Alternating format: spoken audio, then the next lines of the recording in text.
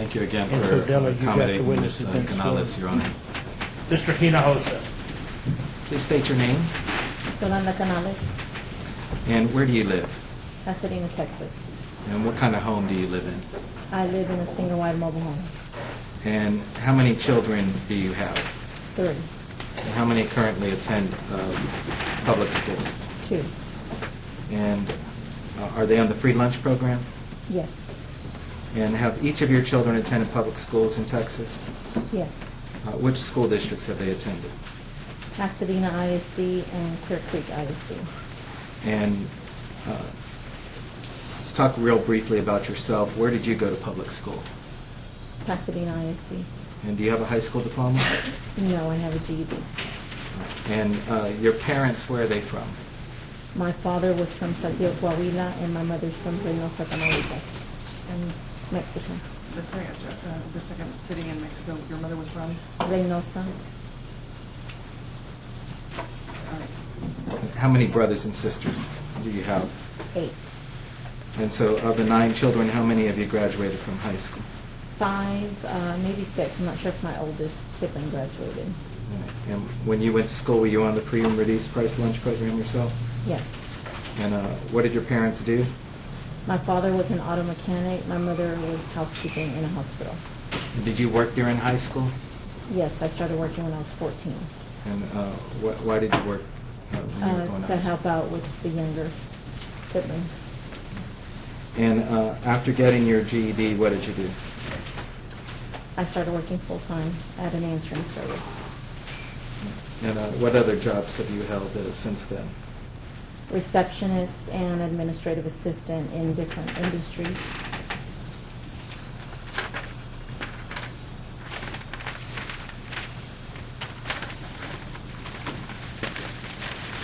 And what are you presently doing? I actually have just gotten back, I was a realtor for some time. I just got back into being a realtor, and I go to school full-time as well. And so you have a real estate license, is that right? Yes. And why did you end up leaving the real estate business? I left it in 2008 when the market, real estate market crashed, and I was pregnant, had just had a baby, was in the process of getting a divorce, so I had to seek full-time employment. And let's talk about your children now and their schools. Can you please describe to the court first your role in your children's education as they grew up? I've always taken great concern in that because I want them to have a better education and not go through some of the same struggles that I went through. And so how have you involved yourself in your child's education? What particular things have you done? Parent-teacher conferences as needed, just in asking what programs they have, what would better help them out to further their education. Do you help them with their homework? Yes. And are you always able to help them with their homework? Not in math and science, because I'm not very strong in those subjects. And how did the fact that you didn't end up graduating high school, how does that affect your ability to be able to help your children with their homework? It affects it in those areas. I cannot help them in math or science, anything that has to do with that. Very limited because I don't understand a lot of the algebra and so forth. So, well, you have a child presently in high school, is that right? yes, And does she bring her books home from school? she doesn't have books. They don't have enough books to bring home. Whatever books they have, they use it full. They have to stay there. And what school is that? That's Pasadena High School. And do you sometimes turn to the internet? Yes. You have a computer at home? Mm-hmm. Yes? Yes. And what's the age of that computer? Pretty old. I bought it in 2006. And the condition of it, about how the computer operates, you know, are you able to refer to the internet with your daughter and be able to assist her with her homework? Yes, I mean, it's slow sometimes because of where we live too. We're limited on the speed of capability of the internet, but It works, you know, you get it done eventually. And what school district did your children begin attending school first? Pasadena. And until what grade did they attend Pasadena schools? The oldest, Victoria, until the 5th grade, they started intermediate at Clear Creek ISD. And why did they end up switching from Pasadena to Clear Creek? We wanted to move out of the Pasadena area into a better school district, and to try to, you know, help them with their education as well. And we're doing a little bit better financially then? Yes, I was married back then. And how would you describe the difference in the quality of education your children received in Clear Creek schools compared to those in Pasadena schools? In my opinion, it was better. I mean, the better quality of teachers, more resources, more extracurricular activities, more programs. And when you say better teachers, what do you mean by that? Better qualified, I would think. And what do you mean by that? Well, for one, I guess maybe a little bit smaller classrooms. They could focus more on the students. I mean, I went up to the schools and checked out the schools and all that before we moved. So I liked what I saw, you know, better in comparison to PISD. And when your children fell behind in school, what kind of support did they receive at Clear Creek compared to Pasadena schools? Lots of tutoring, lots of communication with the teachers, just anything that they needed to try to help them get past their struggles. And when you talk about extracurricular activities, what sort of activities did your children participate in Clear Creek but not in Pasadena? Well, Victoria did dance, which they did not, she didn't have that opportunity over there in Pasadena, but she really liked the dance. And Victoria is your oldest She's child, the oldest is that right? child. And what year did Victoria graduate? In 2010. How about when it came to science activities, science lab activities in Clear Creek compared to Pasadena? Well, I know Victoria dissected a squid and a frog. Erica has been in the Pasadena ISD for 2 years already. She hasn't dissected anything. They don't have, she said most of the time they just watch videos. They don't have any science experiments that they've done. And when you say Erica's been in Pasadena, you mean just Pasadena High School? Yes, Is that right? Pasadena High School. And when did you leave from Clear Creek schools to Pasadena schools? In 2008, which would have been the 2009, 2010 school year. Or 2008, 2009 school year? No, it would have been the 2009, 2008, 2009 school year, yes. And what kind of a student was Victoria? She was an average student And why do you say she was an average student? because she struggled a little in certain subjects and had to catch up to different extra credit courses that they had. Did she pass the tax test? Yes, And she graduated on the minimum high school program, is that right? yes. Now, after graduating high school, what did Victoria do? Victoria enrolled in college, junior college, San Jacinto College. And what does she want to be? What is? She wants to be a CRNA, which is a certified registered nurse anesthesiologist. And how is she doing in college? She's struggling a little there too.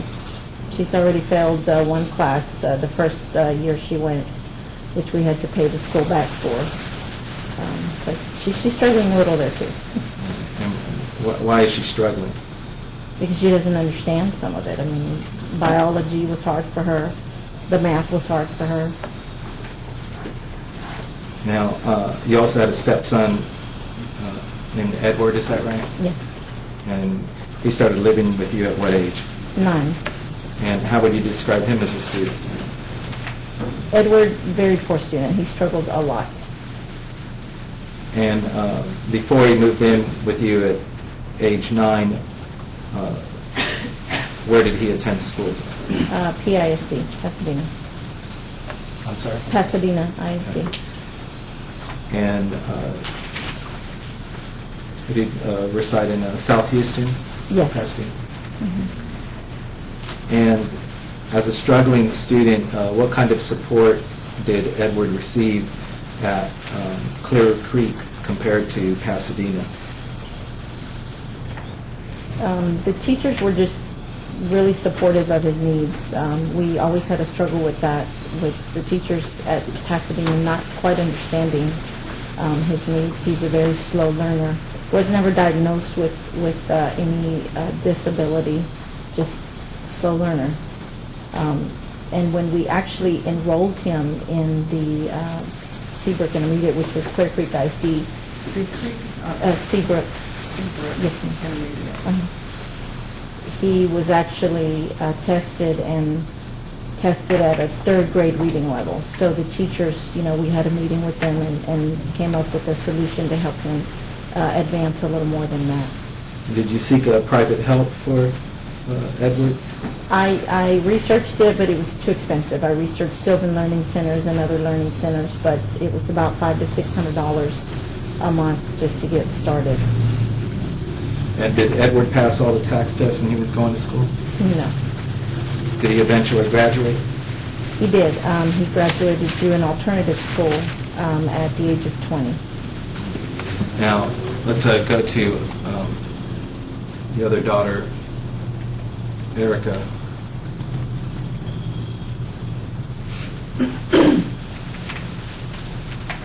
And I'm showing you a photo of you and, now it's another photo. You and a child, and is this your daughter, Erica? Yes. And you said that she's a senior at Pasadena, is that right? Yes. And Erica attended schools in both Pasadena and Clear Creek, is that right? Yes. And how would you describe Erica as a student? Erica is an average student as well. And why do you say she was an average student? Because she struggles with time. She takes a long time to do her assignments. And so that doesn't always work for the teachers and what she has to turn in. So she's always having to catch up and do makeup work. And what graduation program is Erica on? She's going to graduate with the minimum. The minimum high school program? Minimum high school, yes. And do you feel that, has Erica had any difficulty getting the credits that she needs to graduate? She's had to take night school, and she'll do another round here pretty soon, and she's had to stay after school and do what they call Play-Doh to try to recover some of her credits. And how would you describe the quality of education that Erica's receiving at Pasadena? Poor. Why is that? Because they lack resources. They lack books. They lack, there's days when the teachers can't come to class for whatever reason. They don't even have substitutes sometimes. They actually are left unattended sometimes. The principal or the assistant has to come down to the classroom to tend to the students. Now, has Erica passed all the tax tests to graduate? She did. Do you feel that Erica is prepared to go to college? No. Now, you mentioned that Erica has gone to night school and also received Play-Doh, so even with that support, do you not feel that she will be prepared? No, because she doesn't understand the subjects. She doesn't understand a lot of the stuff that she does. Well, how is it that if she's getting credits for classes that she's not understanding it? What do you mean by that? She's getting taught, I guess, just, in my opinion, what's necessary to get them out of the high school. It's not necessarily to be prepared for college. And so can you describe real briefly to the court what the Play-Doh program is? Play-Doh is where they go into a computer lab to they sit down and they work on this assignment, that they answer a couple of questions, they take some quizzes at the end of that, of what they've just read and reviewed, and then if they pass those quizzes, then they're done with the Play-Doh and they get the credit. But there's nobody there actually teaching them anything. It's just an after-school where they go into a computer lab to do this. And the night school, do you have to pay for that? Yes. Let's go next to this little guy on the bike. And who's this little guy on the bike? That's Eric. That's him. And what grade is he in? He just started pre-K. What school is he attending? Morales Elementary. And that's in Pasadena, is that right? Yes, Pasadena. And have you had an opportunity to visit his school and visit with his teacher? Yes.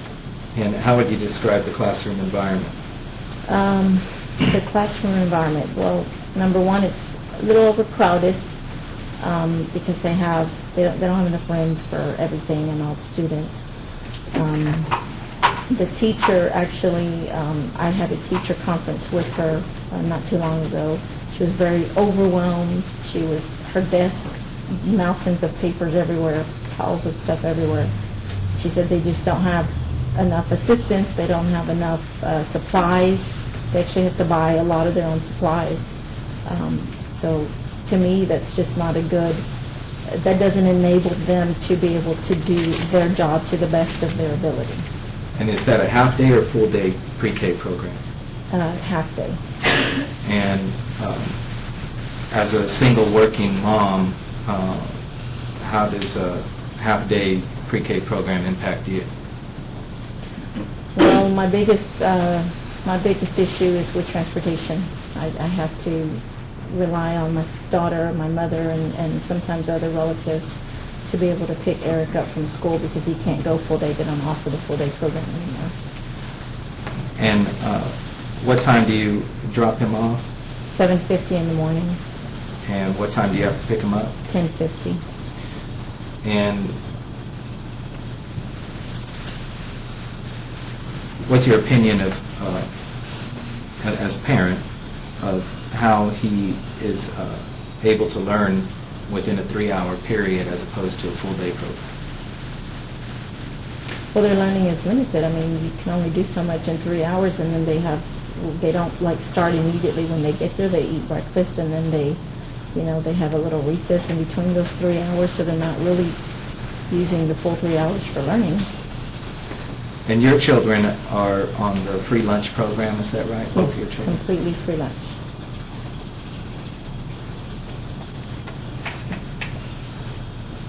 And why did you move from Clear Creek back to Pasadena? The divorce and the reduction of income. We had to pretty much let go of our house, and we went into foreclosure and had to move back. Or I had to move back. I was getting a divorce. And why did you join this lawsuit as a parent? Because I'm concerned about their education. I struggled myself, and then Eric, I've seen, Edward struggle.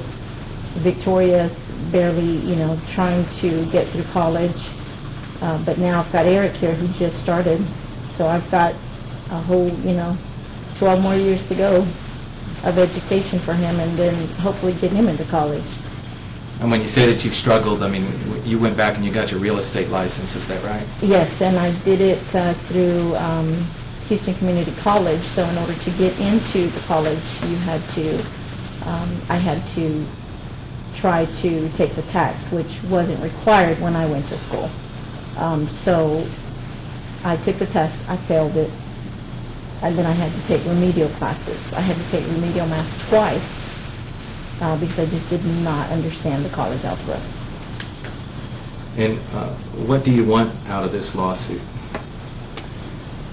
Pretty much fairness across the board. I mean, when it comes to education, I have seen, growing up in Pasadena, I have seen that there are other areas, other school districts that, because there are bigger, fancier homes, they pay more property taxes, etc. I mean, they do get more funding, And I just want fairness, equal opportunities for my children as well, regardless of the neighborhood that we live in. And this exhibit 4426 that I have in front of you on the computer screen there, don't worry, I'm not going to ask you to digest it fully right now, but we did go over this a little bit, and this is an exhibit that was produced by Dr. Albert Cortez in his analysis, and here it shows some of the schools in the yellow highlighted. That's Pasadena up there, is that right? Yes. And then what are some of the school districts that neighbor Pasadena? Deer Park, LaPorte, Houston. And if we scroll over, it looks like your M&O, your maintenance and operation tax in the year 2010 or 11 was $1.07, is that right? Yes. And then it was like Deer Park's was $1.10, and then LaPorte was $1.04, is that right? Yes. Objection meeting. It's just out of speed. Really kind of a, he's preliminary matter getting her through this chart that's already in evidence. All right, and so when we see this column AC, sorry, it might be exhibit 4226. I might have said 4426. So when we look at column AC, this shows you what revenue that your taxes are generating, and this shows, you know, that Pasadena is receiving less than both Deer Park and LaPorte. And what is it about these figures that make you want to have joined this lawsuit? Just that, exactly what I was telling you. I mean, this, in my opinion, has been ongoing for many, many years, even when I was going to school. And it's not something that we really, that we as parents see, that we know about until things like this occur, until lawsuits, you know, are brought up, and we get to see what's actually the cause behind the lack of, you know, resources and all of that. Pass the witness. Any questions? Calhoun, Equity, No questions, Your Honor. No questions, Your Honor. State? Thank you for your testimony. Thank you.